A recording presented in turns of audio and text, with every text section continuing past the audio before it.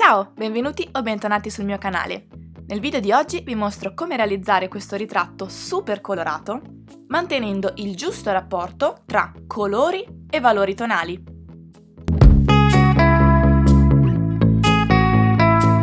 Quando utilizziamo i colori può diventare davvero difficile riconoscere i giusti valori tonali e rappresentarli correttamente all'interno dei nostri disegni e dipinti.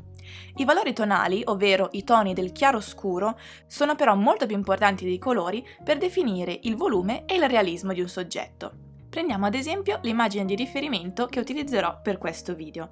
Se noi la mettiamo in bianco e nero, riconosciamo tutti i valori tonali. Se noi non rispettiamo per prima cosa questi valori tonali quando aggiungiamo i colori, ci ritroviamo con un'immagine molto colorata, molto brillante, ma anche piatta, senza volume.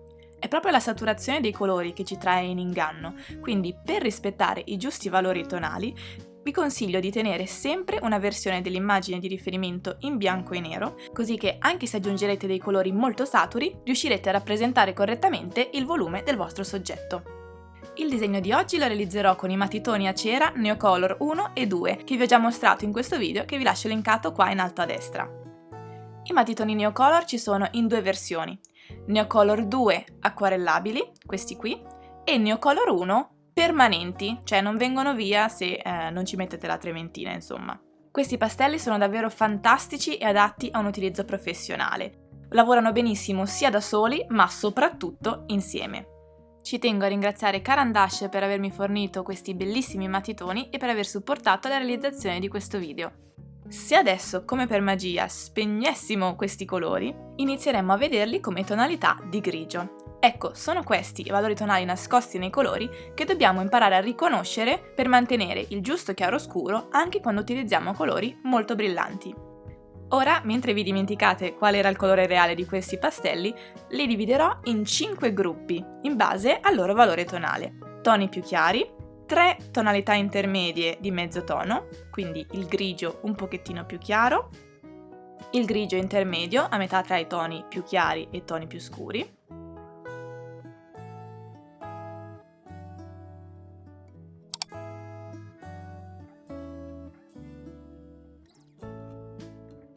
il grigio più scuro,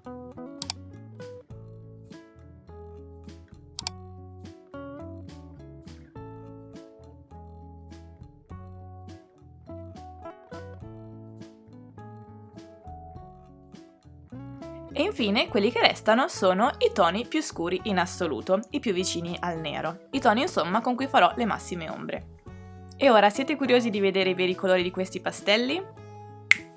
Questo trucchetto del rendere l'immagine in bianco e nero, come vedete, mi ha permesso di distinguere tutti i colori in base al loro livello tonale.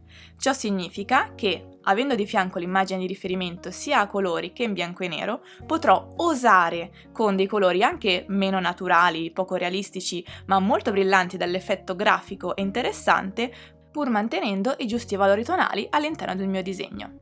Ma adesso mettiamoci all'opera e vediamo come applicare queste cose che vi ho appena spiegato. Per non fare confusione durante il video vedrete sempre indicato in alto a sinistra se sto usando un Neocolor 1 oppure un Neocolor 2.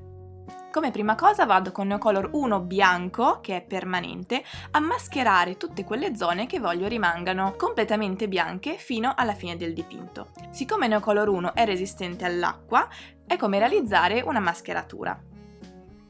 Una cosa simile vado a fare con questo bel pastello rosso creando il contorno di tutta la figura. Questo mi permetterà di creare una barriera che non farà sforare l'acquarellatura dei capelli e del maglione nello sfondo, che voglio essere di un rosso molto brillante e non intaccato dai blu e dai viola che saranno nei capelli e nel maglione. Passiamo ora a Neocolor 2 con cui stenderò il primo strato dell'incarnato. Parto con questo giallino che sarà il mio mezzotono molto chiaro e che vado a mettere nelle zone tra il mezzotono e l'ombra. Vado poi a intensificare i toni con questo giallo arancione un pochettino più scuro, creando anche il profilo del volto e una leggera ombreggiatura dei capelli. Con un rosa salmone vado invece a intensificare l'ombreggiatura della parte sotto del naso, della zona degli occhi, delle labbra e anche della mandibola e del collo. Poi, prima di acquarellare, torno a Neocolor 1 e segno alcuni punti fermi di massime ombre, come le narici, le palpebre e i lati delle labbra.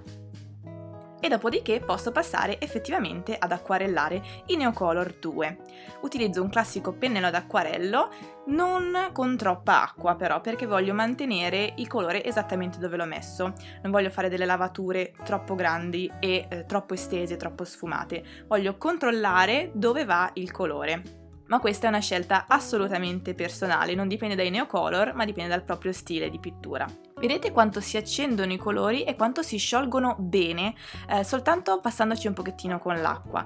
Anche la tecnica del lifting viene molto bene, come potete vedere, e più acqua mettete, più ci passate, più i segni del pastello vanno a scomparire, sciogliendosi completamente. Quello che mi piace di questi colori è che rispondono perfettamente alle scelte dell'artista. Se voglio mettere tanta acqua, rispondono come un acquarello; se voglio metterne poca, mantengono i segni della pennellata; se voglio mettere tanto colore e poca acqua, diventano una vera e propria tempera. I Neocolor 2 si possono usare anche applicandoli a questa bellissima palette ruvida di Caran d'Ache, che è necessaria appunto per la sua ruvidezza, per la sua superficie, per utilizzare i Neocolor come dei colori da cui andare a pescare. Quindi io mi metto i miei colori sulla tavolozza, nella quantità che penso mi andrà a servire, e poi vado ad acquarellarli esattamente come ho fatto sulla carta, ma li applico poi con il pennello. Quindi è un processo un pochettino diverso, ma assolutamente compatibile con quello che ho fatto prima. Vedete come, nonostante abbia già fatto uno strato di pittura, gli strati sotto non si riattivano, sia che vado con il colore o che vado soltanto con acqua per andare poi col bagnato su bagnato. Ovviamente, se voglio tirare fuori dei punti luce, con un po' d'acqua e calcando, ripassando più volte, riesco a tirar fuori dei punti più chiari. Però se vado a stratificare anche più e più volte, sfumando le pennellate, vedete come gli strati si fondono tra loro perfettamente. È un comportamento molto simile a quello che ho notato negli acquarelli. Quello che mi piace di Neocolor è però che abbiamo delle possibilità di stratificazione simili all'acquarello, ma una regolazione dell'opacità che può arrivare fino a un grado molto simile a quello della gouache. Dipende tutto dal rapporto che preferiamo tenere tra acqua e colore.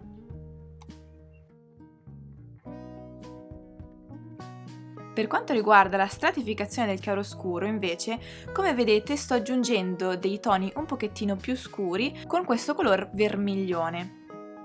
Volendo scurirlo ulteriormente, posso aggiungere questo verde oliva scuro, con il quale crea una tonalità un pochettino più spenta, essendo che il verde e il rosso sono colori complementari. Volendo invece accendere questa tonalità, posso aggiungere del giallo o dell'arancio.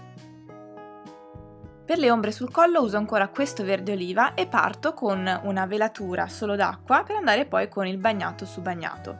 Mi raccomando, quando volete intensificare le ombre, scendete sempre nelle gradazioni nella scala tonale che vi ho mostrato all'inizio, anche se i colori sono controintuitivi o poco naturalistici, ma è proprio questo l'obiettivo di questo dipinto: ottenere il giusto livello di chiaroscuro, una sorta di realismo nei volumi, pur tradendo il realismo nei colori. Per aggiungere delle massime ombre, ma sempre con un alto livello di saturazione, uso questo bellissimo lilla. Per fare l'ombreggiatura della sclera, invece, mescolo sempre il verde oliva e il vermiglione di prima con una puntina di grigio, un grigio tonale medio, e vado a creare questa ombreggiatura che c'è sempre nel bianco dell'occhio sotto la palpebra superiore.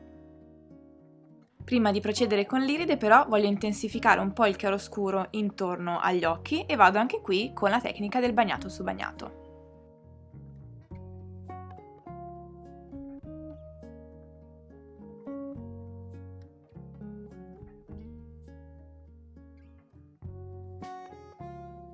Come prima utilizzo ancora questo lilla come tonalità molto scura e vado qui a disegnare le sopracciglia come se stessi facendo un po' il microblading, quindi con delle pennellate decise con una punta molto fine vado a segnare i pelettini delle sopracciglia.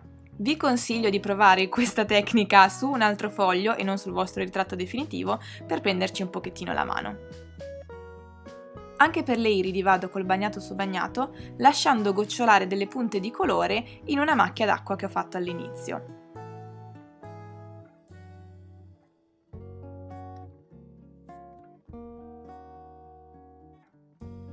Con uno Scottex poi vado ad assorbire un pochettino di colore e acqua per rendere più chiara questa tonalità delle iridi, così che sia anche un po' più naturale.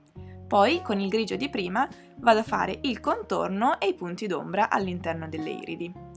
I punti che ho mascherato all'inizio col Neocolor 1 bianco rimarranno perfettamente bianchi perché saranno resistenti all'acqua. Il tono scuro delle iridi lo ottengo con una mescolanza tra blu di Prussia e lilla e vado a fare non solo le iridi ma anche la massima ombra della palpebra che fa un bel contrasto con il riflesso. Colgo l'occasione anche per fare la rima delle ciglia, anche questa molto scura.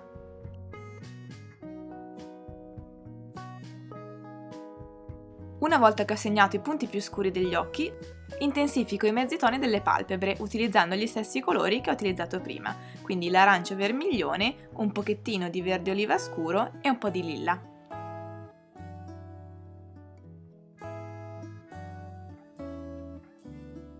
Una volta terminato l'incarnato è ora di passare ai capelli, che anche questi faccio con il Neocolor 2 nella colorazione blu di Prussia.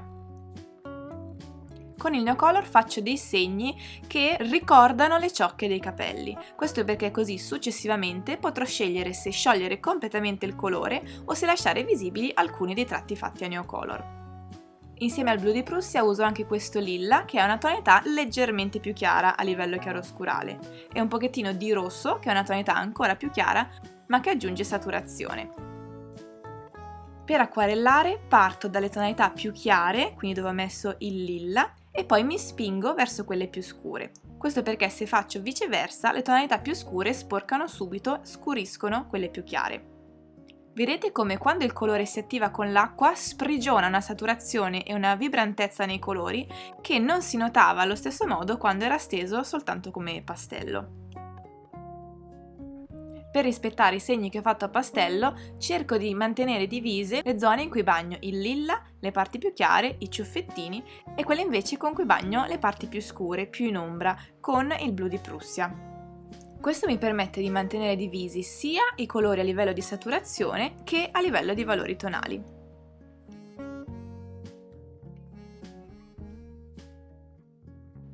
Un momento importante è quando si rifinisce il contorno del viso, che giustamente in un primo strato si tende a fare un pochettino più abbondante, ma che poi bisogna ritagliare in modo preciso, altrimenti il volto sembra troppo largo. Quando è il primo strato di capelli asciutto, posso andare a rifinire alcuni dettagli o intensificare alcune ombre, prendendo il colore col pennello direttamente dalla palette.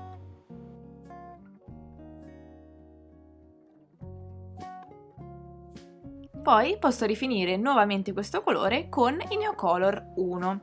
Rifaccio una base di blu di Prussia e poi mi attacco con questo color porpora per fare dei riflessi un pochettino più chiari. Quando si mescolano insieme i Neocolor 1 danno un effetto ovviamente molto diverso, più cremoso, più denso e anche più lucido rispetto al modo che hanno di mescolarsi i Neocolor 2. Mi piace lavorare insieme con Neocolor 1 e Neocolor 2 per avere la possibilità di creare questo tipo di finish diversi, di effetti diversi in base a ciò che voglio comunicare, ciò che voglio esprimere o come voglio rendere una certa parte dei miei disegni, dei miei dipinti. Il blu oltremare è una sorta di via di mezzo tra il lilla e il blu di Prussia a livello tonale, quindi mi piace creare una sfumatura intermedia con questo colore molto brillante. Infine creo riflessi più chiari con questo color oliva chiaro, che si sposa perfettamente con le tonalità fredde, viola e blu che ho già utilizzato per questi capelli.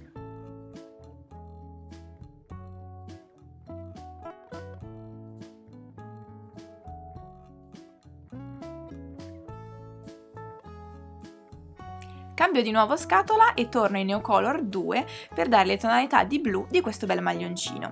Utilizzo come prima blu di Prussia e blu oltremare.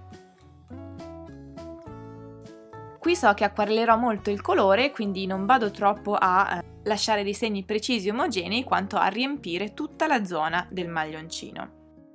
Questa volta per attivare il colore utilizzerò uno spruzzino Caran d'Ash e utilizzerò invece la tavolozza per coprire la parte del volto dove non voglio che vadano gli spruzzi di colore e di acqua.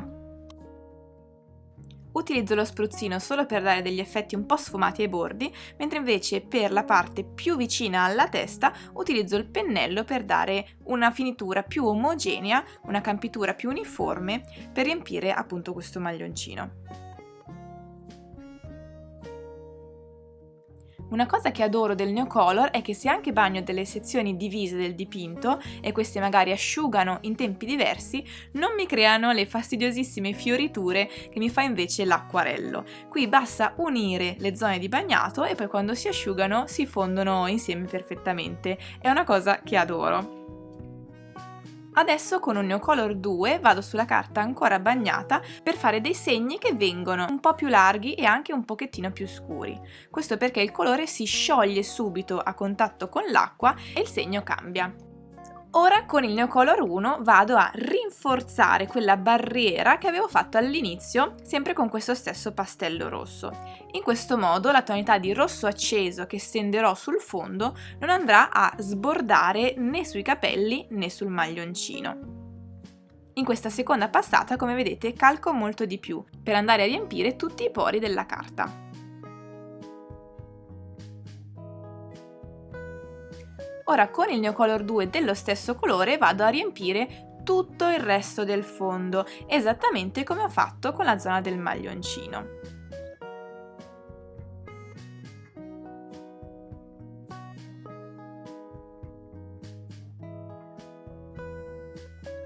E ancora, come prima, vado a sfumare le parti esterne del disegno con questo spruzzino, utilizzando la tavolozza per coprire le parti del volto e comunque dei capelli che non voglio andare a bagnare. E anche qui, come prima, poi con il pennello vado a creare la campitura più uniforme possibile. Guardate come si scioglie bene il colore, basta riattivarlo con una o due pennellate e viene una passata completamente uniforme. È un tipo di pittura davvero unico che non ho riscontrato né nell'acquarello né nella gouache, è proprio una cosa a parte. Una pittura brillante, sottile, ma anche molto opaca e molto pigmentata. Prima di concludere rifinisco alcuni dettagli con Neocolor 1, specialmente per riprendere quei punti un pochettino più scuri nei capelli che con Neocolor 2 si sono schiariti, come succede anche nell'acquarello. E voilà, il nostro ritratto colorato è finito. Spero di avervi dato tanti spunti interessanti su come conciliare il rapporto tra colore e valore tonale e spero anche di avervi dimostrato quanto i Neocolor siano degli strumenti estremamente versatili e che si possono utilizzare per lavori di livello professionale. Vi ricordo che i pigmenti dei pastelli Neocolor sono di altissima qualità e hanno un'ottima resistenza alla luce, quindi potete usarli tranquillamente anche per i vostri lavori migliori. Bene, il video di oggi finisce qui, se ti è piaciuto non dimenticarti di lasciare un bel like e di iscriverti al mio canale per non perdere ogni settimana un nuovo video sul disegno o sulla pittura. Io ti aspetto settimana prossima in un nuovo video. Ciao!